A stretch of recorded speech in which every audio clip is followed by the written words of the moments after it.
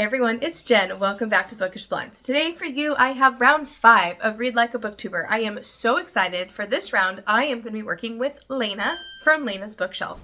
I cannot be happier that she said yes, because I feel that when it comes to historical fiction, her and I read a lot alike.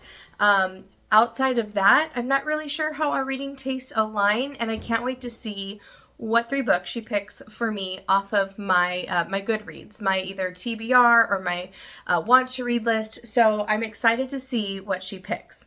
As always, I'm going to be vlogging these 3 books and put this out for you at the end of October, early November, and I will be using the cow pile system to be rating these books. So I'm going to switch over to the clip that she sent me and let's find out what she picked for me to read for this round of Read Like a Booktuber.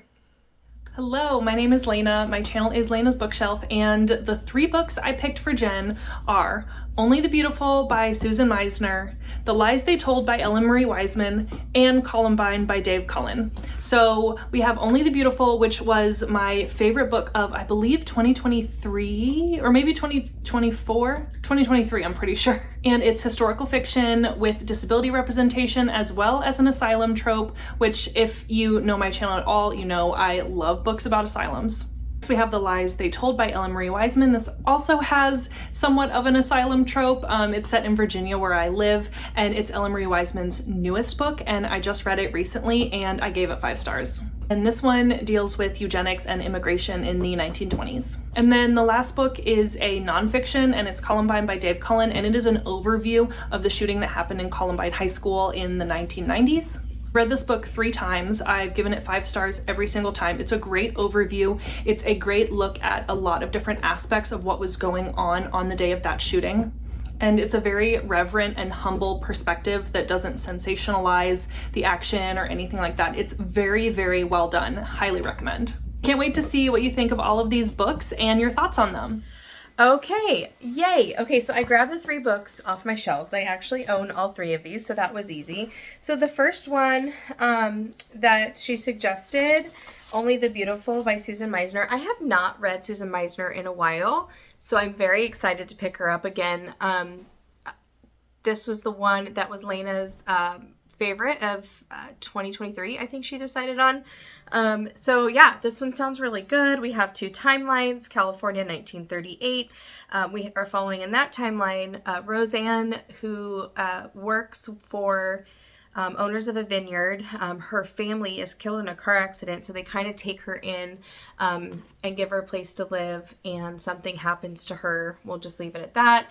And then another timeline of Europe in 1947. We are following Helen Calvert, who is the sister of the husband that lives on the winery, on the vineyard with Roseanne. And it looks like she is his sister, and she kind of befriends Roseanne, and somehow their storylines intersect. I believe this has like a little bit of like forced sterilization trope in here as well. So I'm excited, and it has a disability rep, but I'm not sure how that'll play out. Let's see if it says anything.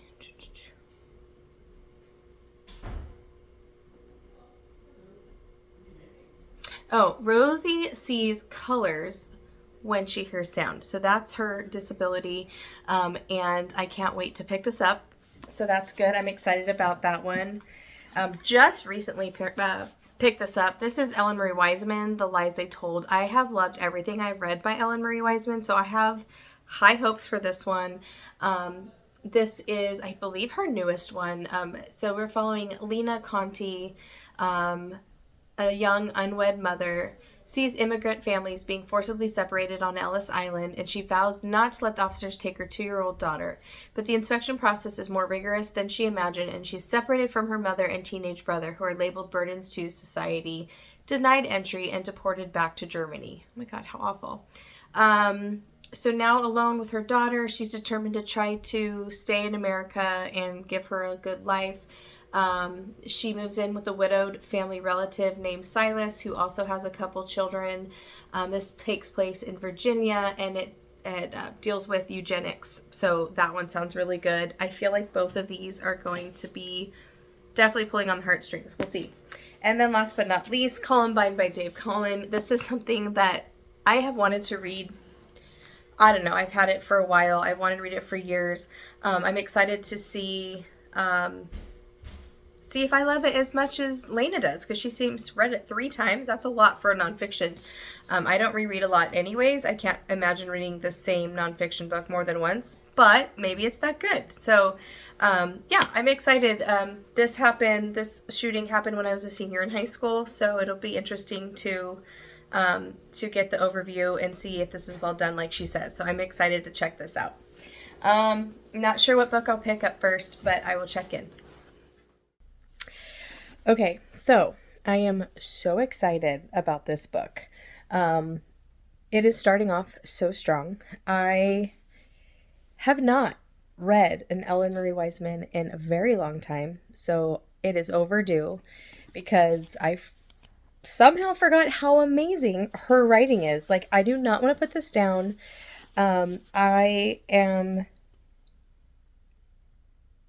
So far, it's just been so hard to read, and it's just crazy that I didn't know Ellis Island looked like this at this time in our history, and it's just, I can't imagine. I don't want to give anything away, but a lot of detail in the beginning description of the opening scene and where we're going without saying too much.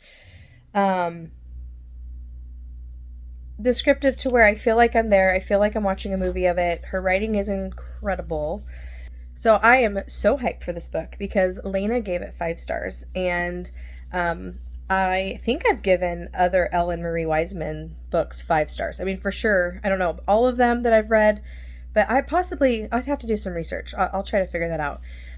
But yeah, I'm really excited. The cover's gorgeous. It totally sets the tone and the vibe of the book. I cannot wait till they get to the point in the book where they are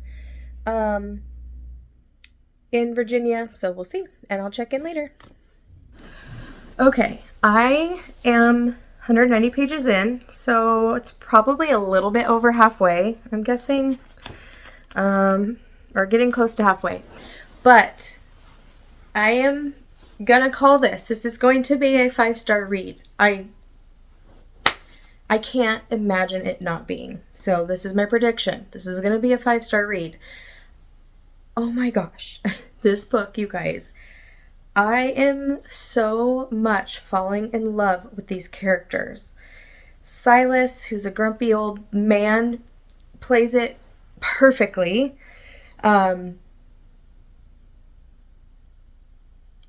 You just feel for Layna. Like, she's in this other country now. Her family is somewhere else.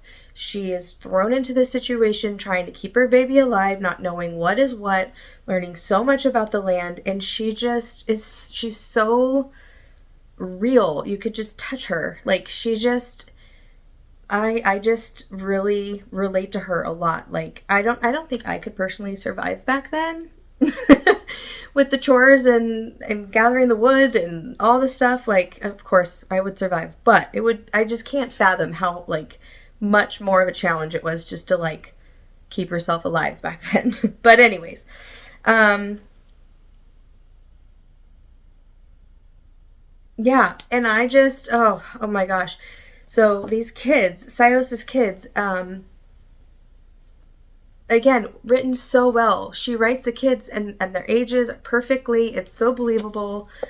It's so neat how we see the story unfold through their eyes as well as Lena's. The writing's beautiful. I feel like I'm repeating myself, so I'm gonna be quiet, but a part in this book just about broke me so far. And I love Bonnie's personality. She's such a little spitfire of a young child becoming a young woman, trying to take care of everybody. It's just, oh my god, so good. So good. So I'll check in at the end of this. I will be shocked when I do my Cowpile rating if this isn't 5 stars. I'll be shocked. Okay, I finished my first Read Like a Booktuber for Layna. And thank you, Layna, so much, because this was definitely on my radar. But because of this, because of doing Read Like a Booktuber, I picked it up now instead of probably years from now, because there's so many books to choose from. But this was 5 stars. I'm going to break it down, but I called it. This book was so good. This one is going to be recommended by me, by anybody who likes historical fiction. This one's going to stick with me for a long time. I know I'm on a high because I just finished it, but this book was so well done, so good. It made me tear up. I felt completely involved and connected with the characters, Bonnie and Layna especially, to where I felt like they were my family. So let's break it down. So for the Cowpile, for characters, I'm giving it a 10. Very emotional characters, well layered, complex.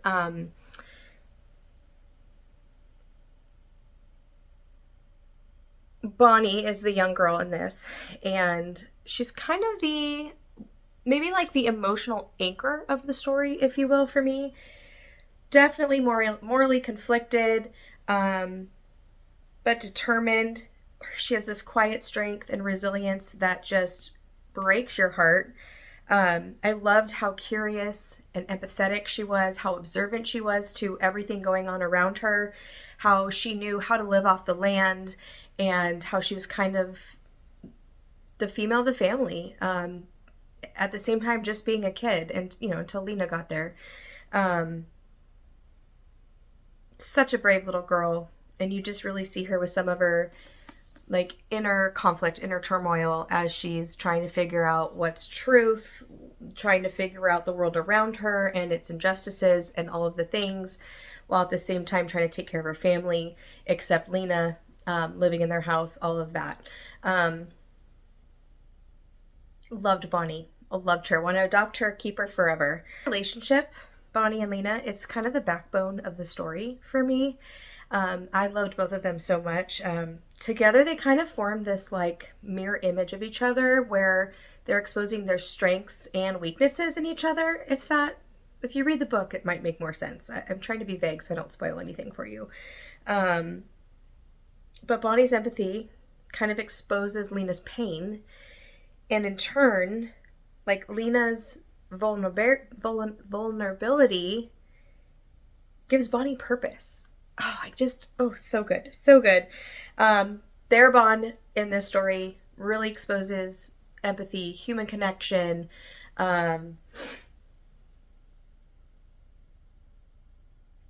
survival, the oppression of the times. I think I said empathy already.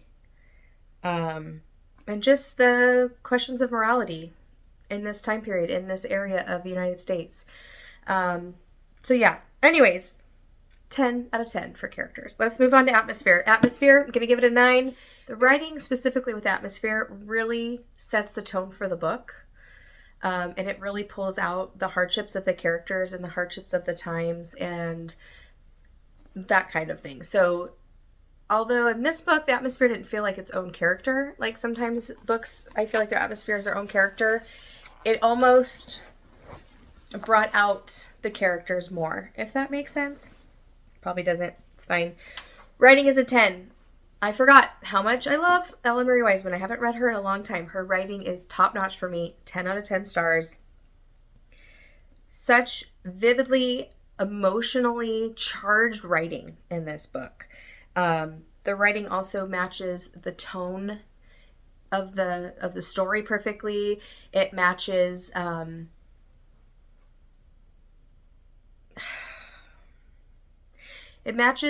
the area and the time period perfectly. I can't put my finger on it, but the tone of the story, tone of the writing is perfect. It's amazing. Plot, we're going to give it a 9. It was very well paced. A little bit of mystery. Of course, you have historical fiction, and then you have the family drama and the secrets and the human connection in there. All of that but the plot really speaks to social commentary of class, gender, oppression, the American dream. The pacing of the plot felt very deliberate. It felt very measured. As the plot's pacing picks up, it kind of steadily escalates, as does the story. It all fits perfectly together. Love that. Let's see, what else do we got? Intrigue. We're giving it a 9. So sure, I feel like the intrigue, again, it matched the atmosphere and the tone and the feeling and emotion of this book.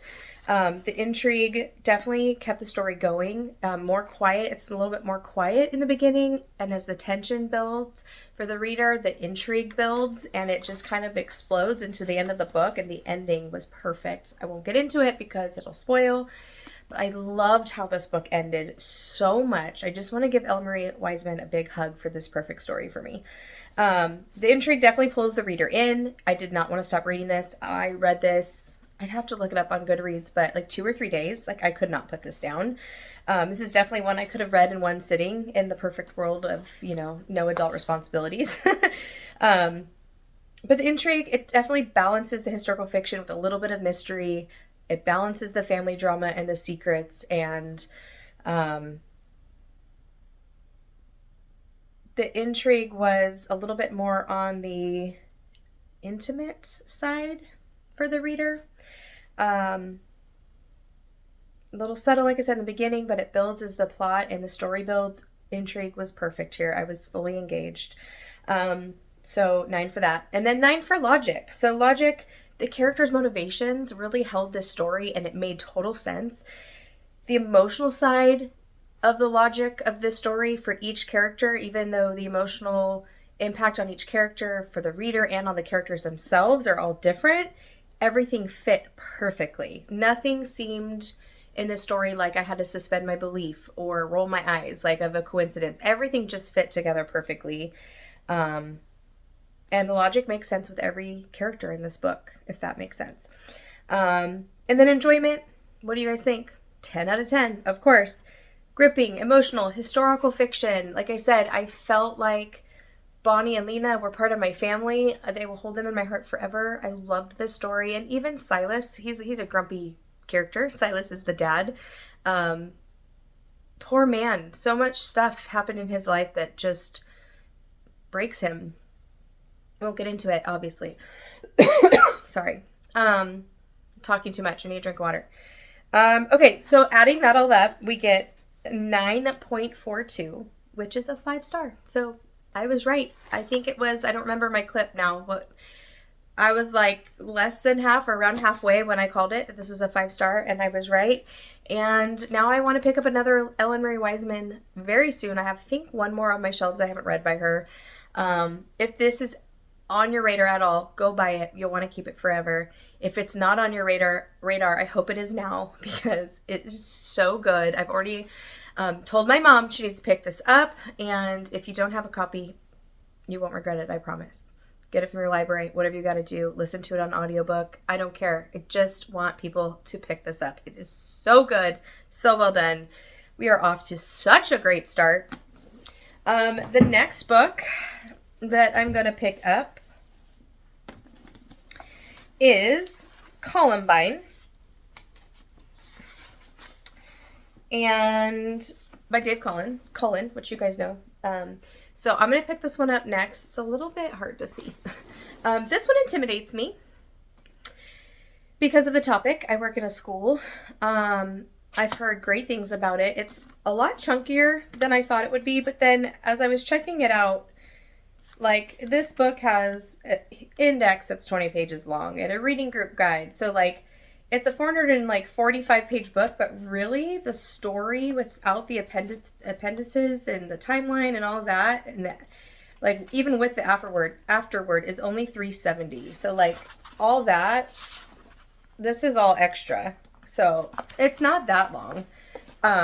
Very dense writing and small print. So I feel like this one might take me a while. Like, it might take me longer to finish than the other two on this list. But I'm excited to get started. I'm actually Amber from Books and Beaches. I was talking to her the other day, and she randomly was like, "Oh, I want to read."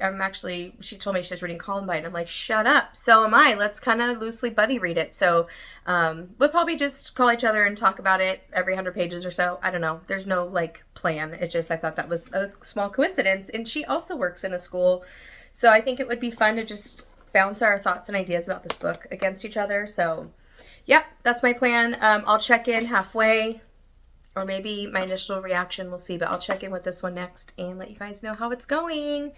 But thank you, Layna, so much for making me read The Lies They Told when I did, because it was perfection. I loved it. All right, see you guys later. Hey everyone. Okay, first check-in for Columbine. So I'm 110 pages in, and it's going really great. I was thinking, though, this is going to be interesting to see how the Capile rating system translates to a nonfiction. So I'm kind of curious to see how that works out.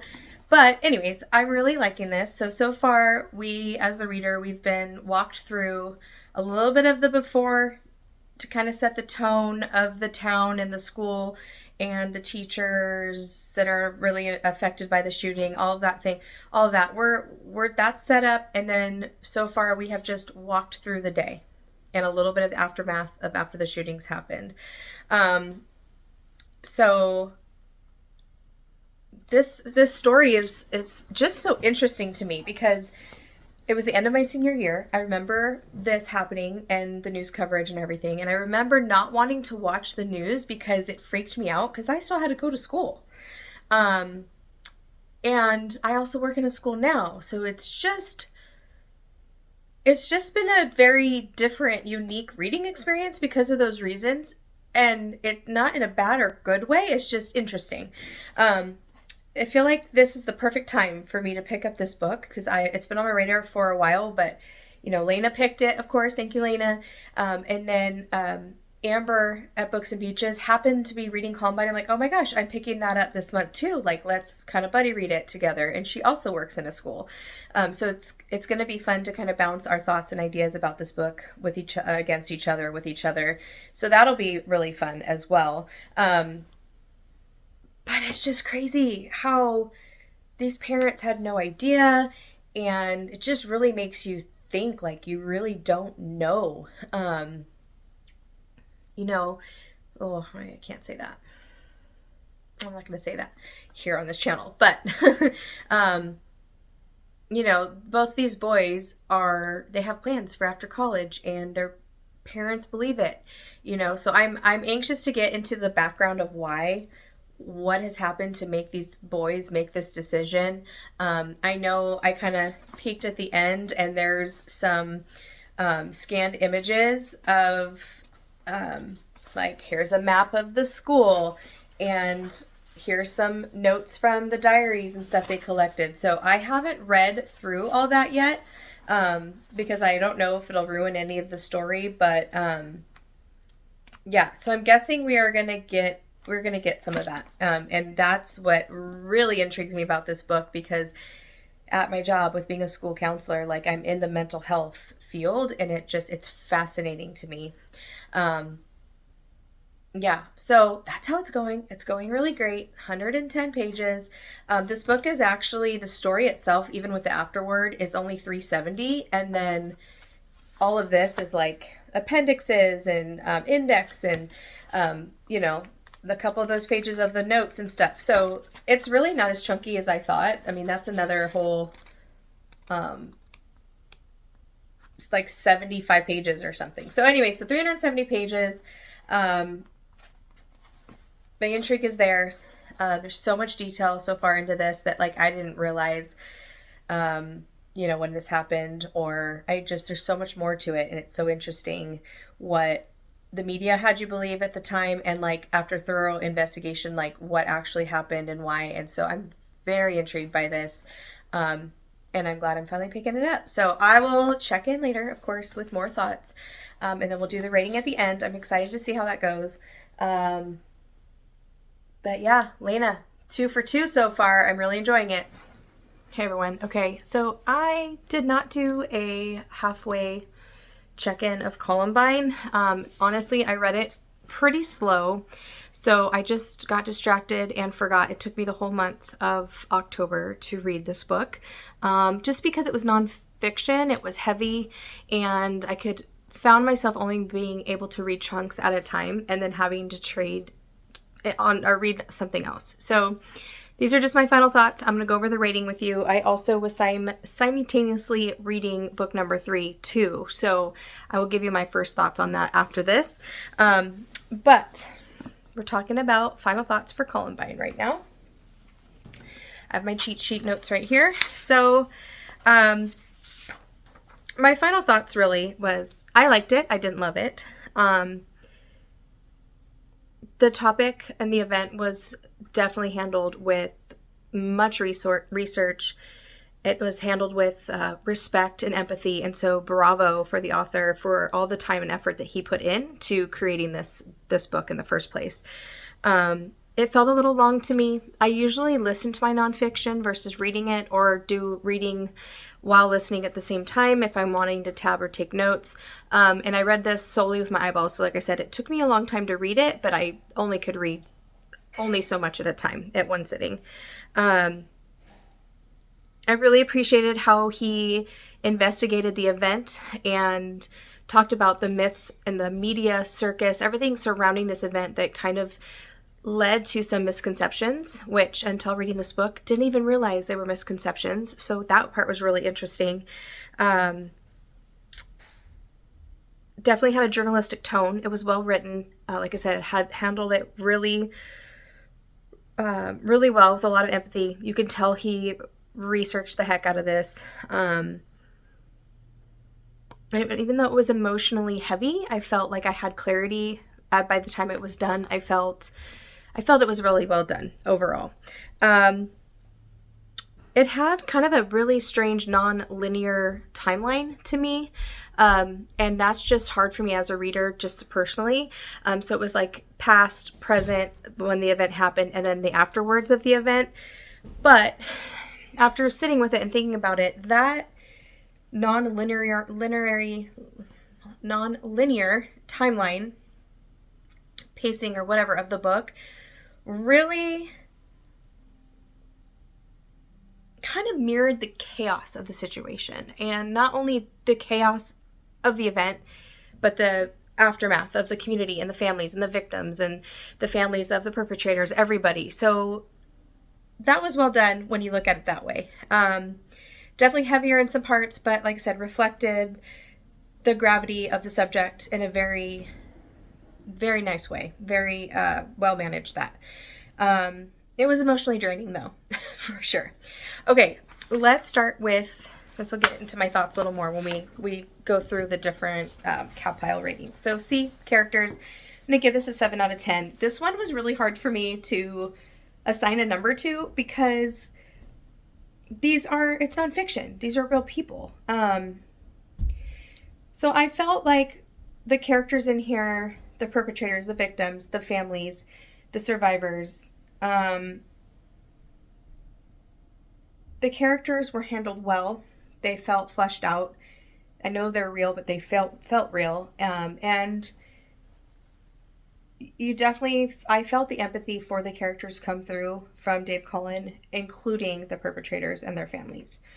One piece of this that got me thinking is I wish we would have heard from the school counselors. As a school counselor myself, I would have been super intrigued to know, were there any warning signs before this happened that the school counselors noticed or were reported to, or even a school psych. I think the school psych was mentioned in here in the book briefly, if I'm remembering correctly. Yeah, so selfishly I wanted to hear from the school counselors. But okay, so 7 out of 10 for characters, which was a weird one to write because they're real people. Atmosphere, I'm going to give 9 out of 10. This was the strongest component of this book for me. Like I said, definitely heavy emotional tone, very tense tone as well, but it matched the disturbing, haunting event that happened at this school and the lives that it affected. Even the atmosphere was well done surrounding the aftermath, and as you're learning what the media is portraying to the public, and you are seeing what is happening to not only the perpetrators' families but the victims' families, and that atmosphere of this tense, upsetting, just devastating situation was very well done. So 9 out of 10 for atmosphere, not only on the event but the aftermath. I thought that was really well done. Writing, I'm going to give 8 out of 10. It was clear, it was thoughtful, it was engaging. I felt like it was a good balance of some journalistic rigor and storytelling kind of mixed together. I really wanted to listen to it on audio. It wouldn't have taken me so long, but I could not find it on audio anywhere that I didn't have to pay like $30 for. So, but yeah, there was nothing wrong with the writing. 8 out of 10 is a very solid score. Was I blown away by the writing? No. Was I blown away by the journalistic integrity and knowing how much effort went into, I think like 10 years or something he investigated this to write this book. So I appreciated that aspect of the writing. Plot, 8 out of 10. Obviously, going in the plot, we know what happens, right? But I feel like as a reader, the way the plot unfolds, even with this non-linear timeline, it unfolded nicely.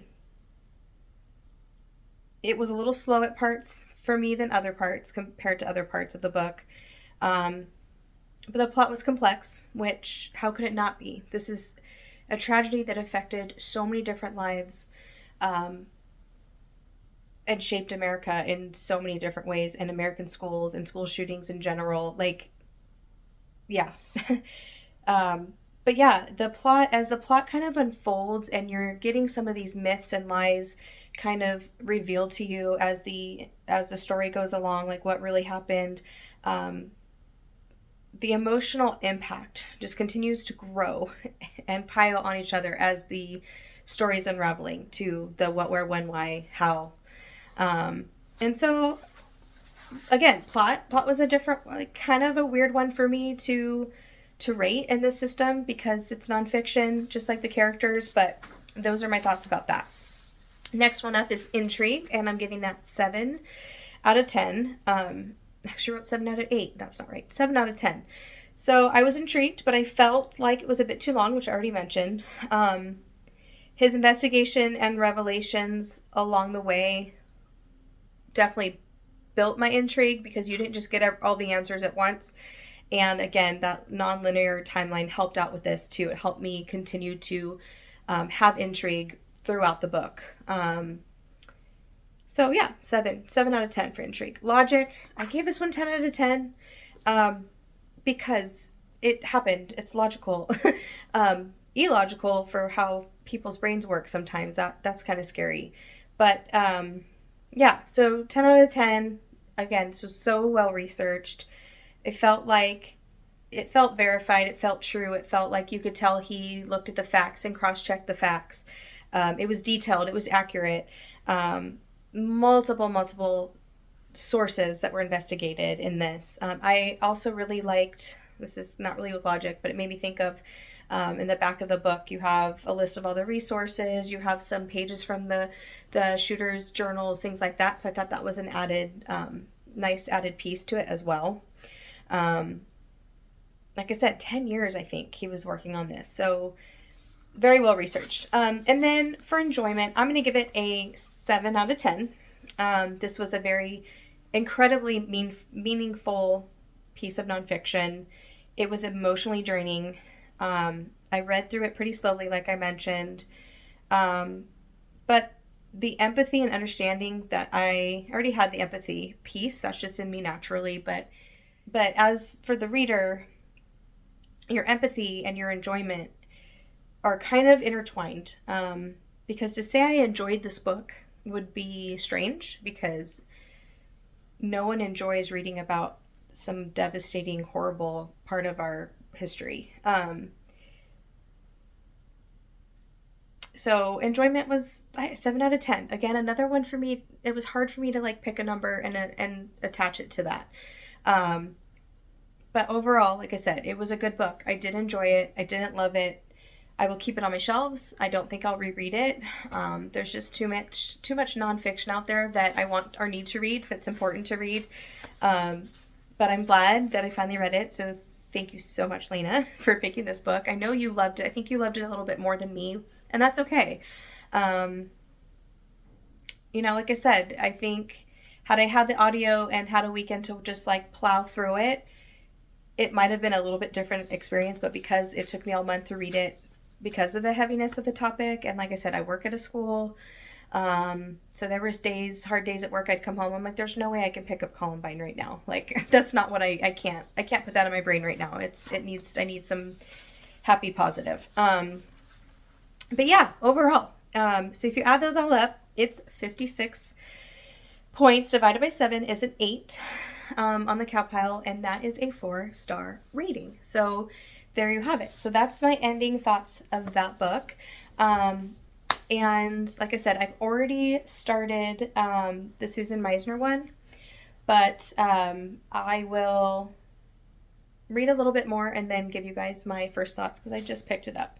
So about a week ago. So I've been reading that slowly too, but now my focus is switching to that book. So I will give you guys my first thoughts as soon as I can. Okay. Hey everyone. Okay, so I just started Only the Beautiful. So this is just 50 pages in, my very first thoughts. But wow, I am already super sucked in. I forgot how quickly and how strongly that Susan Meisner can just pull me into her book and her story. It's just going to be so easy to just sink into the story. Her writing is so beautiful and just emotional already. And she just does such a good job for me personally as a reader to just suck me in right away. I always feel just a couple chapters in and I just don't want to get up. I just want to read it till it's over. I love how she weaves historical fiction with the personal struggles of our characters, and we already see that happening here in the very beginning of this one. And I'm very excited. I know one of my goals this year overall was to read more historical fiction, because I find that when I do pick up historical fiction, a good historical fiction, I usually love it, and I'm like, man, why don't I read more historical fiction? So this year I have done that. I have read overall more historical fiction this year than the previous year, which is great. And I have a feeling this one is going to stay with me for a long time. Just like The Lies They Told Us, it's going to be fun to see out of these two historical fictions which one I liked more. But it's going to be hard because I loved the Ellen Marie Wiseman one. And so far, even though it's 50 pages only, I'm loving this. So I guess time will tell. I will check in again around halfway. Okay, bye. Hello, everybody. I am here in Chattanooga, Tennessee with the Booktuber besties. We're having a book reading weekend, having so much fun. There's the river out there. We're staying at Airbnb, and it's so nice. There's actually a race today for kayaks and paddle boards. Here comes someone right now. So yeah, we're just enjoying and we're gonna do our meetup later with for lunch and a book, an independent bookstore. So I'm really excited for that. But I thought I would check in because I'm about halfway, maybe a little less than halfway on Only the Beautiful, and another great pick. It is so good. I have a little bit more until I'm to part 2. So we're following, mostly Roseanne's story so far. The mention of Helen, which will be the other timeline or the other main character, part 2, it says Helen. So you get a mention of Helen, but mostly we're with Roseanne, and this is so beautifully written. It is definitely pulling on the heartstrings because this is about the eugenics movement, and it's a heavy read at times, but it's written so well. Roseanne's storyline is going back and forth between like the past and the present, and I love her. We love her. Oh, look at, there's Amanda. We love her. We love her personality. And oh my gosh, this poor girl has gone through so much and she is so resilient. And great book. I think this one might be 5 stars. We'll see.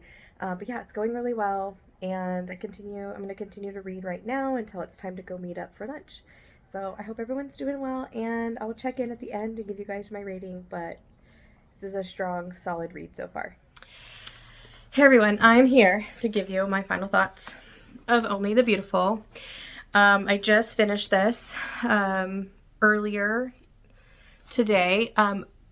I read this a little bit and did a check-in over the weekend at Chattanooga with the Booktube besties, and I am missing them already. I really want to go back. We had the best time ever. But this book helped keep me distracted as I transitioned back to home and life and job and all the things. But oh my gosh, we had such a good time. I don't know what will go up first. You may have already seen my vlog about our Chattanooga trip, or it's upcoming. I'm not sure. But anyways, let's get to my final thoughts of Only the Beautiful. We'll see what the cow pile says, but I think this is 5 stars. If I were just to rate it on Goodreads, it'd be 5 stars. So we'll do the breakdown and see if that matches what my initial thoughts are. So my final thoughts, this was powerful and quietly devastating.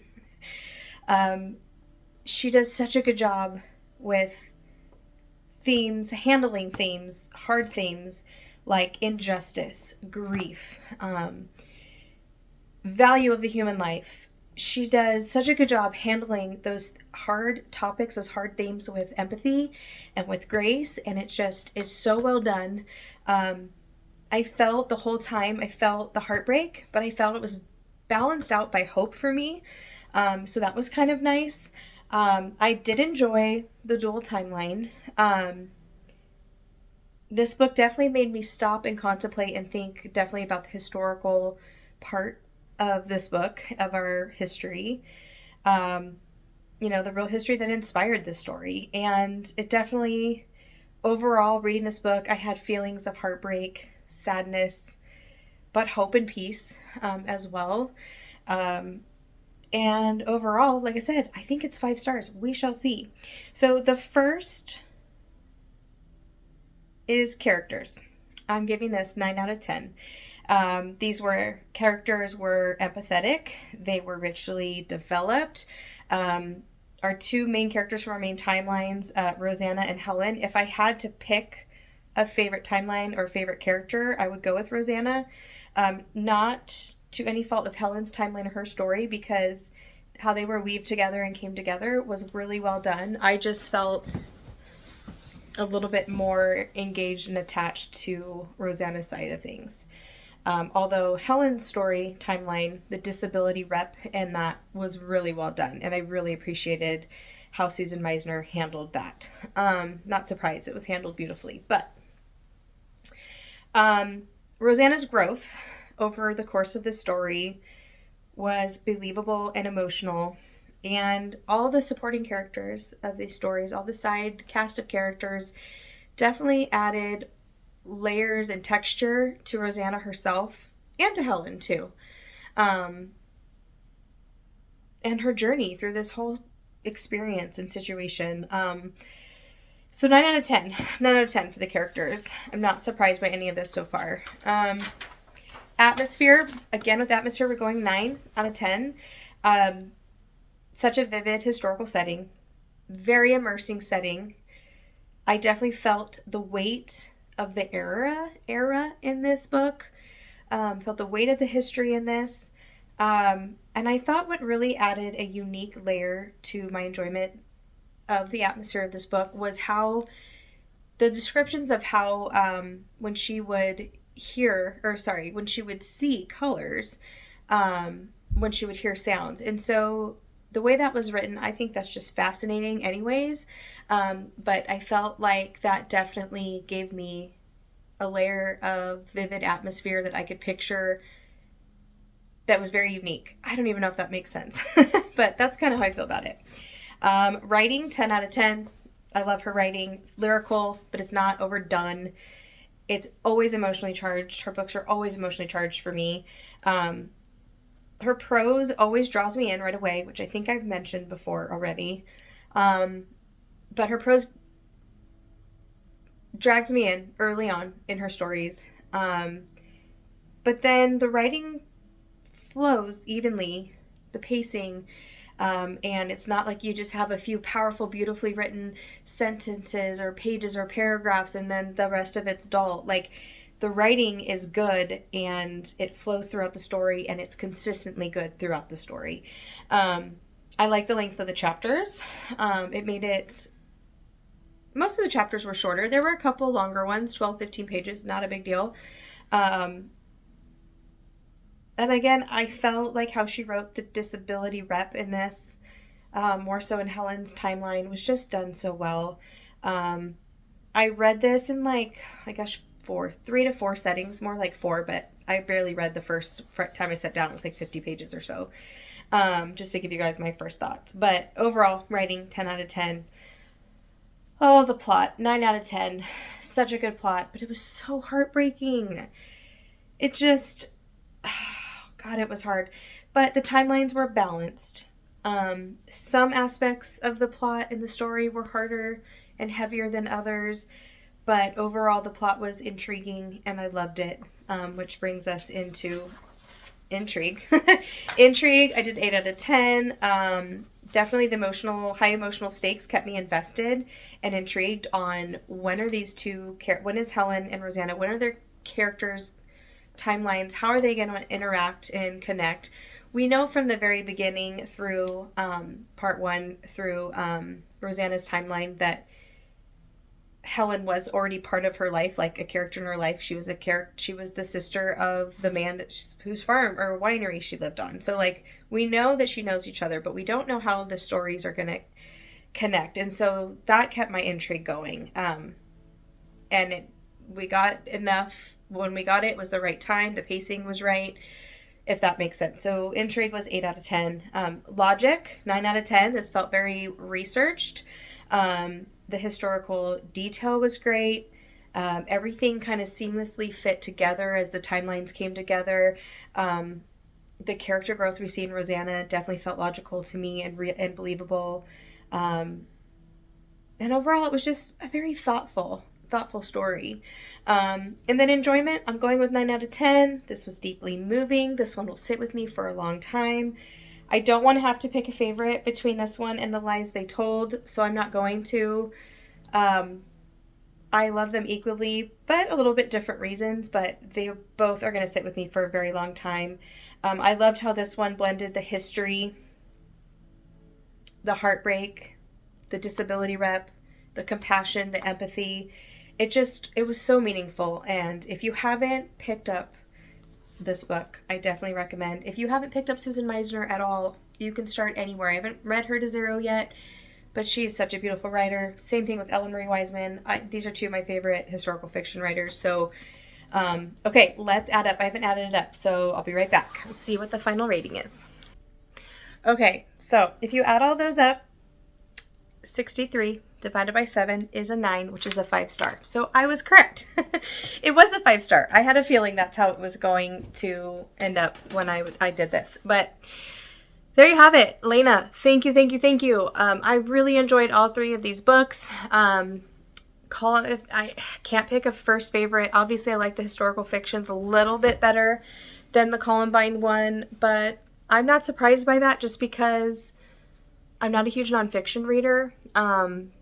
And that's not the book's fault. It was really well done. And I just want to say thank you, Layna, again, for participating and pushing me to read these 3 books when I did, because they were amazing. And thank you all for supporting my channel and watching. I hope you're having fun time with this series. We only have 1 round left, and I have the person picked out, and I can't wait to get started on what she picks for me. I'm still waiting to receive the 3 titles, but once I get those, I can't wait to start and do this final round. This has been a lot of fun. Thanks for watching as always, and I will see you guys in my next one. Bye.